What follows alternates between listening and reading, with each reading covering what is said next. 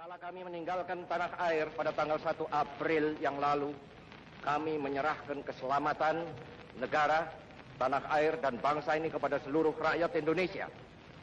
Selama kami di luar negeri, kami memperhatikan benar-benar segala kejadian-kejadian di tanah air. Dan kami memperhatikan pula segala perjuangan, segala sikap daripada rakyat Indonesia untuk mempertahankan keselamatan daripada tanah air dan bangsa ini.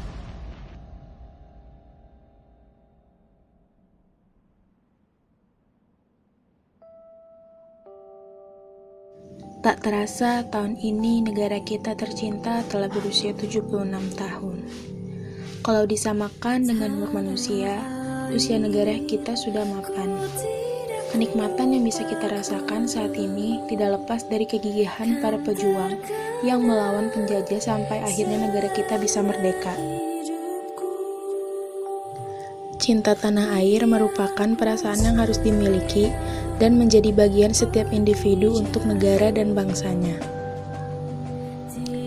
Sikap cinta tanah air yang dimiliki oleh setiap individu dapat tercermin dari perilaku untuk membela dan melindungi tanah airnya, rela berkorban demi kepentingan bangsa, mencintai adat, budaya, serta lingkungan. Cinta tanah air juga sebagai perilaku untuk mencintai wilayah nasional sebuah bangsa, sehingga harus selalu siap membela tanah air Indonesia terhadap segala bentuk intervensi maupun tantangan dari siapapun.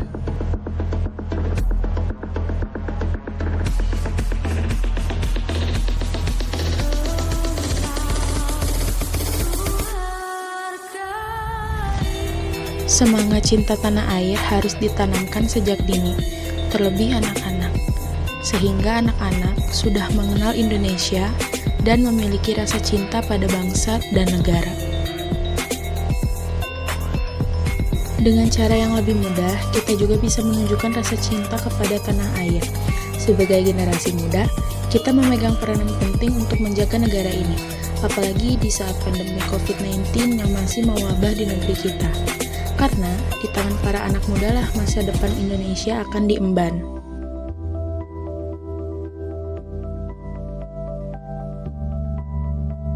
Berikut ini 7 cara lebih mencintai tanah air untuk kita sebagai generasi milenial.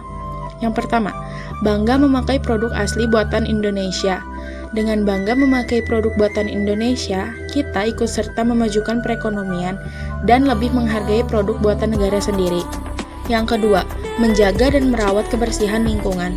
Menjaga dan merawat lingkungan bukan tanggung jawab pemerintah saja, tapi masyarakat juga ikut berperan untuk menjaganya sama-sama.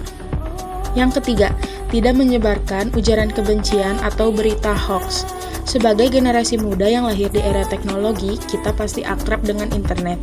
Namun, internet bisa memberikan dampak positif dan juga dampak negatif. Dengan meminimalisir berita hoax dan ujaran kebencian, kamu akan lebih nyaman saat berselancar di dunia maya. Yuk, jadi generasi muda yang cerdas saat menggunakan internet, supaya tidak hanya smartphone kamu yang pintar, tapi pemakainya juga. Yang keempat, menghargai para seniman dengan tidak menonton bajakan. Biasanya jika kita ingin mengakses sebuah karya seni film di sebuah aplikasi harus berlangganan terlebih dahulu. Banyak orang lebih memilih mencari situs nonton film bajakan yang dimana itu tidak menghargai seniman dan juga merugikan bagi negara. Yang kelima, taat lalu lintas saat berkendara di jalanan. Kesadaran para pengendara untuk taat lalu lintas di jalanan masih sangat rendah. Masih ada waktu bagi para anak muda untuk mulai belajar menaati peraturan lalu lintas, seperti tidak menerobos lampu merah, tidak naik ke trotoar bagi para pemotor. Dan dalam tempo yang sesingkat-singkatnya. Yang keenam, menikmati indahnya Indonesia dengan traveling ke pelosok negeri. Indonesia terkenal dengan keindahan alam dan budayanya yang luar biasa. Dengan menikmati pesona Indonesia, rasa cinta dan sayang akan negeri akan tumbuh dengan sendirinya.